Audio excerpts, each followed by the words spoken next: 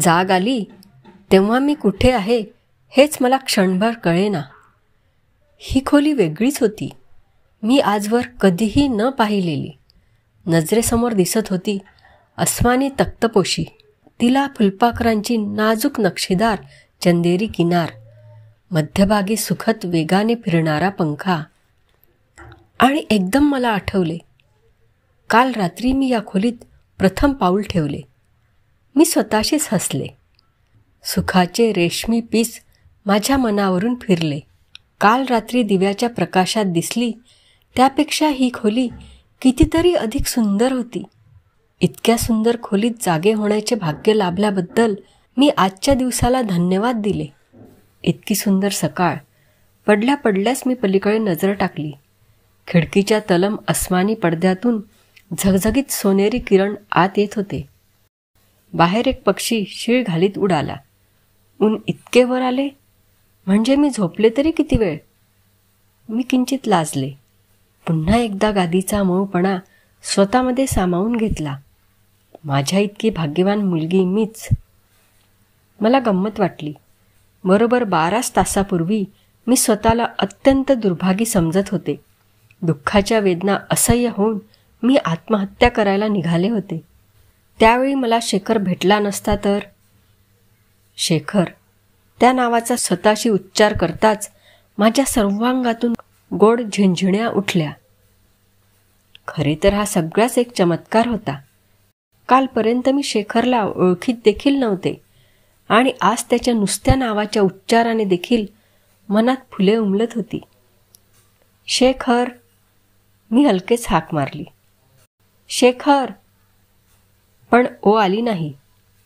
मी बिछाण्यात उठून बसले आणि त्याची चाहूल घेण्याचा प्रयत्न केला. स्वारी अजून झोपलेलीच असावी. मी शेजारच्या खोलीत जाऊन पाहिले.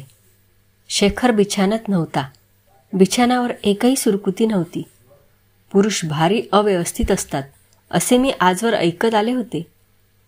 पण याने तर बिछाना नीट लावून ठेवलेला होता आणि ते देखील माझी झोपमोड होईल म्हणून चाहूलही न लागू देता बेटा चहा करायच्या उद्योगाला लागला की काय. मला लाज वाटली. काही माझी अघोरी झोप. आता हा चहा घेऊन मला जागे करायला आला तर माझी पुरतीच फजिती होती. मी उठले आणि किचनमध्ये गेले. आत कुणीच नव्हते. मग हा गेला तरी कुठे. बाथरूम संडासाची दारं उघडीच होती. सबंध फ्लॅटमध्ये माझ्याशिवाय दुसरे कुणीच नव्हते. शेखर बहुधा खाली गेला असावा काहीतरी आणायला, बिस्किटे नाहीतर ब्रेड. मी थोडा वेळ वाट पाहण्याचे ठरविले. दरम्यान त्याची चिठ्ठी चपाटी काही मिळते का ते शोधून झाले. न जाणो मी उठण्याआधीच तो कामावर गेलेला असायचा.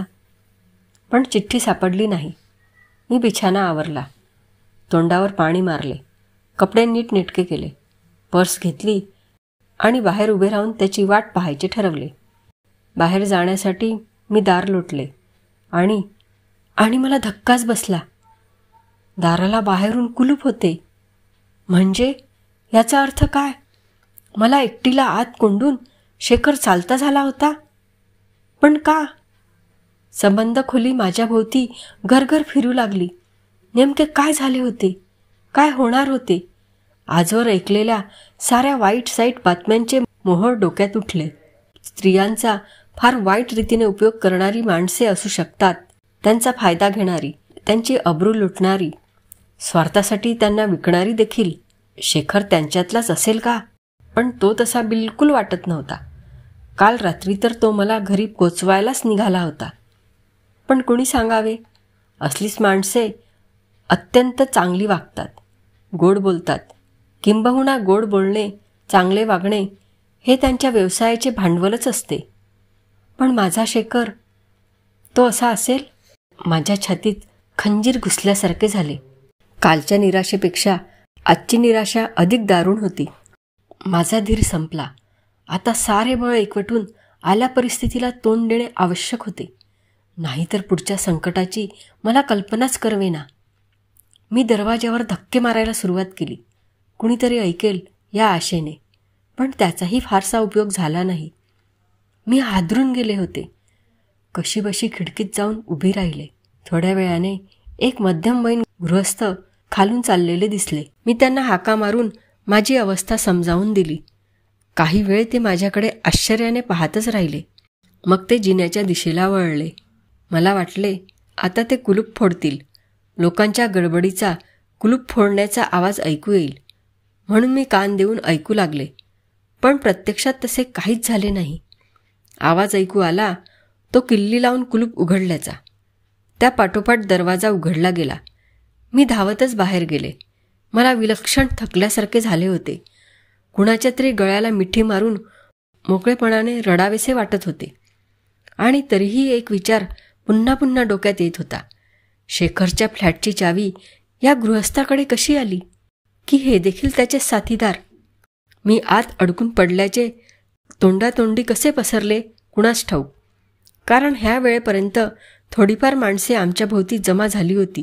एकमेकात कुजबूज होती. त्यांच्या नजरा मला जणू भाजीत होत्या. पण त्या पोक्त गृहस्थांनी ती गर्दी पांगवली.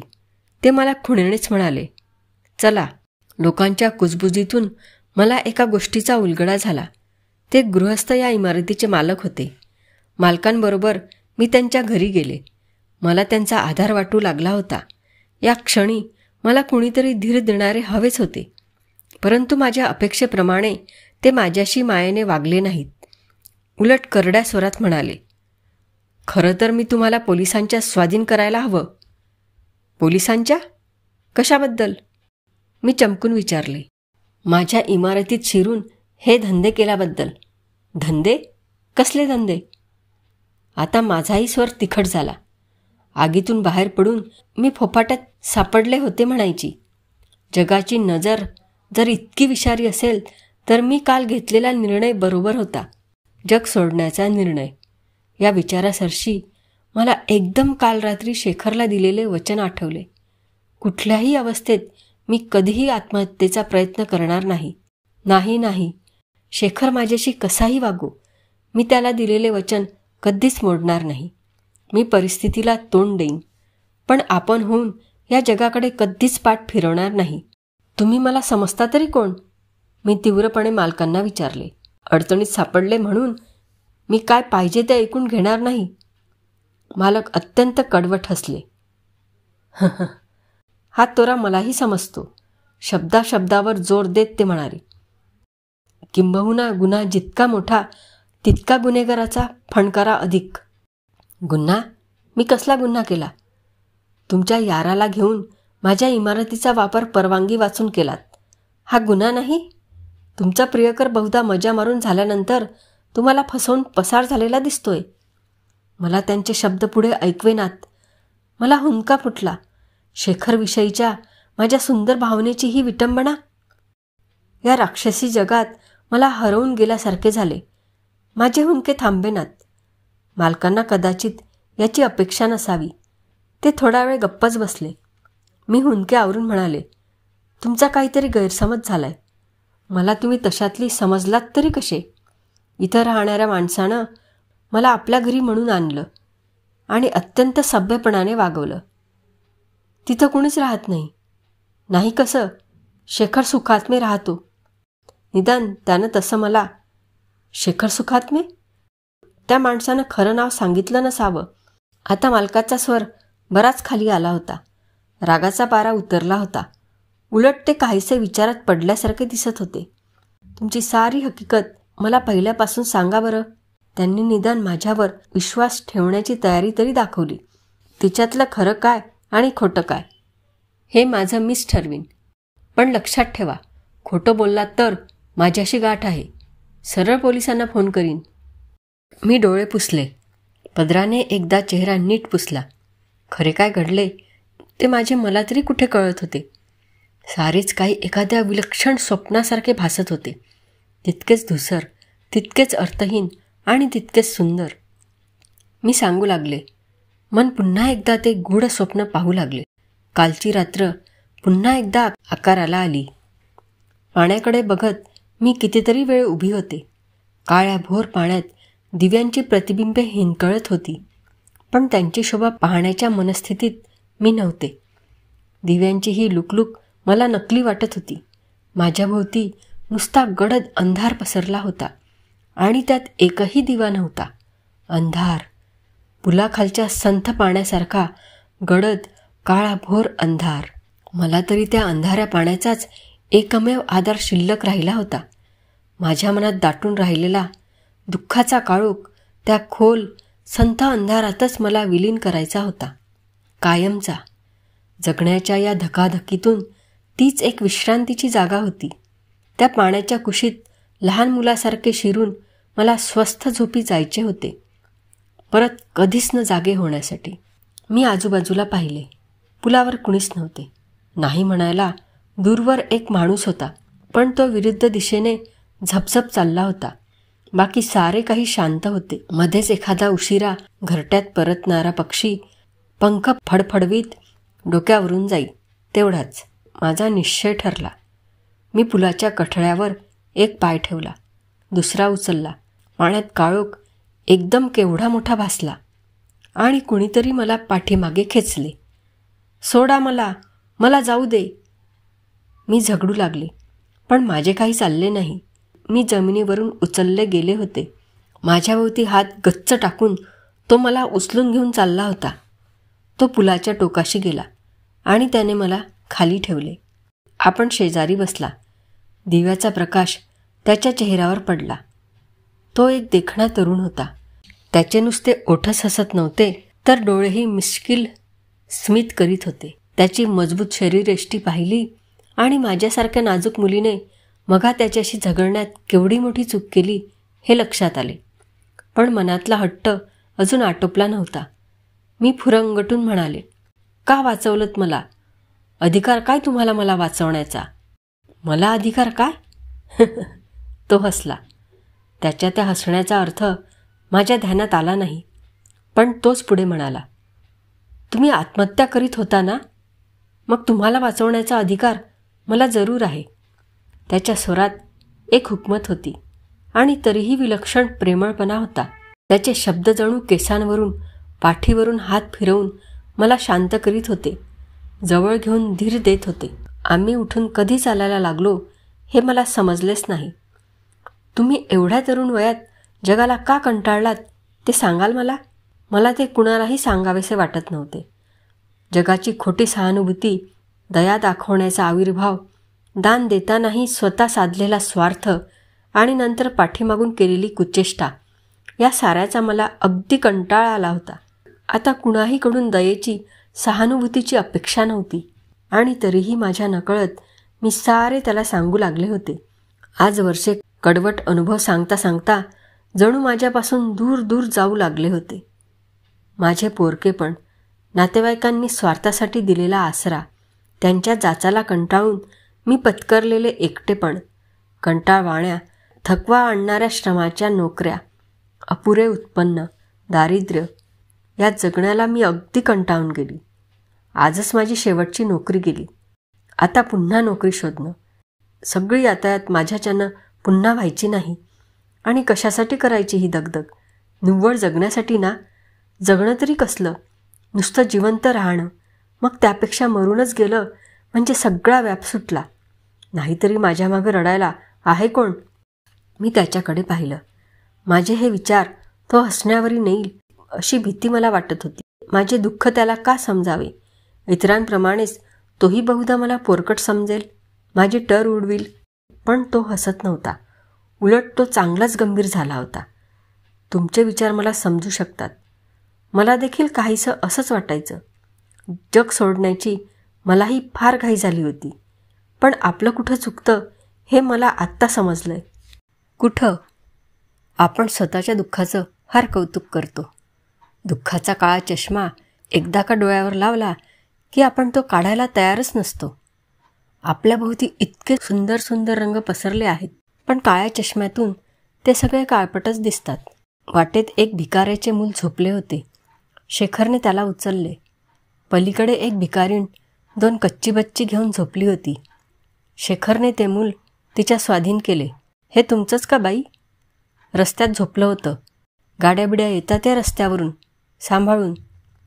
आम्ही परत चालू लागलो. चालता चालता शेखर एकदम खळखळून हसू लागला. काय झाले असे मी विचारताच तो म्हणाला, काय गंभीर होऊन आपण आयुष्याचा विचार करतोय? खरं तर मजा करण्याचं वय आहे हे तुमचं. मजा? मला मजा परवडत नाही. सगळी गंमत काही पैशाने विकत घ्यायची नसते. खरं म्हणजे गंमत ज्याच्या त्याच्या स्वभावातच असते. आम्ही थांबलो. वाटेत एक भेळवाला दिसला. त्याच्याकडे पोटभर भेळ खाल्ली. मला थोडे बरे वाटू लागले होते. पलीकडे रस्त्यावर एक चहावाला बसला होता. त्याच्याकडून घेऊन आम्ही चहा प्यायलो. आजवर असे रस्त्यात खाणे मला अगदी विचित्र वाटायचे. पण आता शेखर बरोबर होता. त्यामुळे सगळे गमतीदार वाटत होते. शेखर कुठल्या कुठल्या विषयावर बोलत होता, मध्येच हसत होता. त्याच्या या विषयांना एक धागा असा नव्हताच, पण ते ऐकायला फार छान वाटत होते. एवढे खरे, कुठल्याशा चित्रपटातला एखादा प्रसंग, वर्तमानपत्रातली एखादी बातमी, एखादा चुटका, कुठल्या तरी फुलाची माहिती, कपड्याची फॅशन, इतक्या क्षुल्लक गोष्टीविषयी तो अगदी रंगून बोलत होता. खरेच आपल्याभोवती इतके रंग पसरले आहेत याची मला आत्ताच प्रथम जाणीव होत होती. माझ्या मनावरचे धुके हळूहळू वितळत गेले. शेखरसारखी माणसे ज्या जगात आहेत ते जग सोडून जाणे बरोबर नव्हते. मी स्वतःशीच खुदकन हसले. हेच तर शेखर मघा मला सांगत होता. क्षणाच्या त्यागाने मी आत्महत्या करायला निघाले होते. पण तो क्षण टळताच पुढचा क्षण इतका सुंदर, इतका जगण्यासारखा. चौकात कारंजे थुईथुई नाचत होते. निरनिराळ्या रंगांचा प्रकाश त्यावर पडला होता. धावत धावत पायऱ्या चढून आम्ही पाण्यापाशी गेलो. मी हसत हसत शेखरला म्हटले, वाटतं की या इंद्रधनुष्यात चिंब भिजावं. मग भिज की, शेखर गंभीरपणे म्हणाला. माणसानं कुठल्याही इच्छा अपुऱ्या ठेवू नयेत. मी त्याला वेडावल्यासारखे केले आणि कारंजाच्या पाण्यात हात धरला. त्याच्या तोंडावर पाणी उडवले. त्यानेही तसेच करून माझा चेहरा भिजवला. लहान मुलांसारखे खो खो हसत आम्ही एकमेकांवर पाणी उडवीत राहिलो. हातात हात घालून धावत आम्ही पायऱ्यांवरून खाली आलो. तेव्हा माझ्या मनावरचे ओझे दूर कुठेतरी जाऊन पडले होते. माझे लहानपण परत आले होते. खरे तर मी लहानपणी अशी स्वच्छंद कधीच वागू शकले नव्हते. आज मात्र माझे वेगळे बालपण सुरू झाले होते. कारण उद्यापासून मी नवे आयुष्य सुरू करणार होते. एक नवीन दार किलकिले झाले होते. त्या पलीकडचे सुंदर जग मला खुणावीत होते. एखाद्या स्वप्नासारखी रात्र रंगत होती. सारे शांत होते. माझ्या जवळून माझा सवंगडी चालत होता. त्याची माझी ओळख किती थोड्या वेळापूर्वीची होती. परंतु जन्मजन्मीचे नाते असल्यासारखी आम्ही दोघे एकमेकांना मनातले सारे सारे सांगत होतो. आणि एकाएकी ते सुंदर स्वप्न संपले. निदान संपल्यासारखे वाटले. शेखरने मला माझ्या घराशी सोडले तेव्हा. मला सोडून तो जायला निघाला. मी सारा धीर गोळा करून त्याला निरोप दिला. मी चालू लागले आणि अचानक माझ्या गळ्याशी हुंदका दाटून आला. माझे पाऊल उचले ना. जखडल्यासारखी मी एका जागी उभी राहिले. असहाय्यपणे मन आक्रंदत राहिले. जाऊ नकोस, मला एकटीला सोडून जाऊ नकोस. जणू माझ्या मनाचा हा आक्रोश शेखरला ऐकू गेला. तो वळला. त्याने क्षणभर आश्चर्याने माझ्याकडे पाहिले. तो परत फिरला. माझ्याजवळ येऊन त्याने विचारले, काय झालं? मला एकटीला जायचं नाही, मी तुझ्याबरोबर येते. रडवेली होऊन मी म्हणाले, माझ्याबरोबर? कुठं? चकित होऊन शेखरने विचारले. तुझ्या घरी. माझ्या घरी? शेखर क्षणभर विचारात पडला. बरं चल. मी न बोलता त्याच्या पाठोपाठ चालू लागले. आम्ही त्याच्या घरापाशी आलो तेव्हा दाराला अर्थातच कुलूप होते. ते उघडून आम्ही आत आलो. घर अत्यंत नेटकेपणाने सजवलेले होते. शेखरची अभिरुची किती चांगली होती याची साक्ष तिथली प्रत्येक वस्तू देत होती. फर्निचर, पडदे, भिंतीवरची नवकलेची चित्रे, कोपऱ्यातला नक्षीदार स्टँडचा दिवा, दारावर टांगलेल्या 2 सुरेख राजस्थानी बाहुल्या. मी भिंगरीसारखे फिरत सारे घर पाहून घेतले.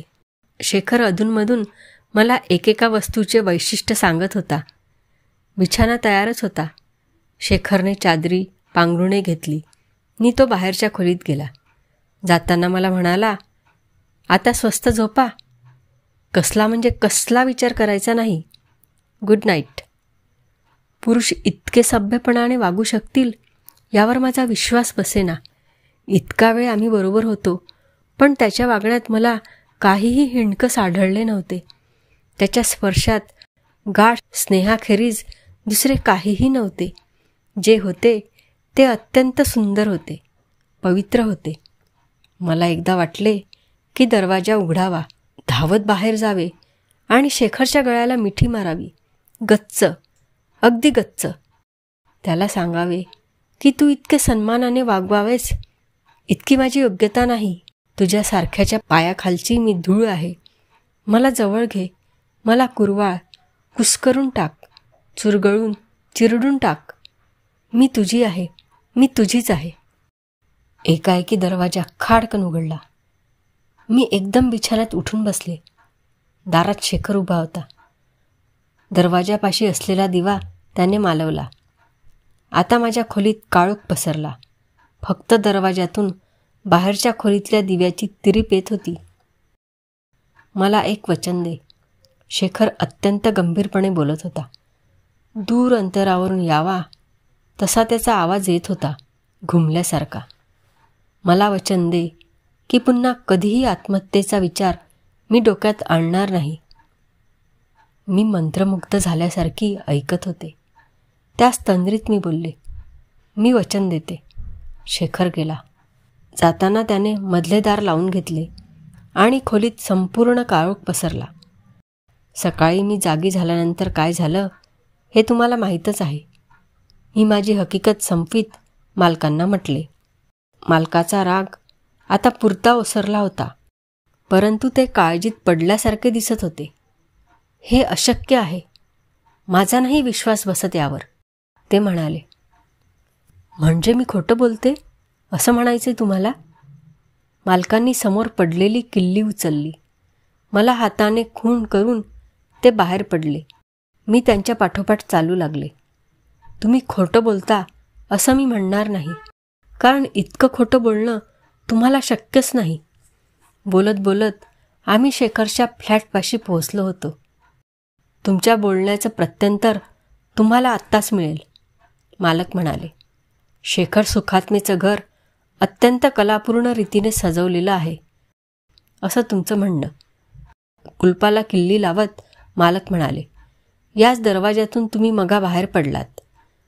मग आता आत जा आणि तुम्हीच पाहून घ्या. उघड्या दारातून मी आत गेले. आश्चर्याने मला वेळ लागायची पाळी आली. घर संपूर्ण मोकळे होते. एकाही खोलीत कसलेही सामान नव्हते. पण मी सांगते ना, खरोखरच या खोल्या भरलेल्या होत्या. गेल्या वर्षापासून त्या रिकाम्याच आहेत. अजून कोणी भाडेकरू मिळत नाही आम्हाला. इथं एक शेखर सुखात्मे खरोखरच राहत होता. त्यानंच तुम्हाला काल रात्री आत्महत्येपासून परावृत्त केलं. कदाचित त्याला नंतर पश्चाताप झाला असेल. चूक कळली असेल स्वतःची. चूक कसली? आत्महत्येची.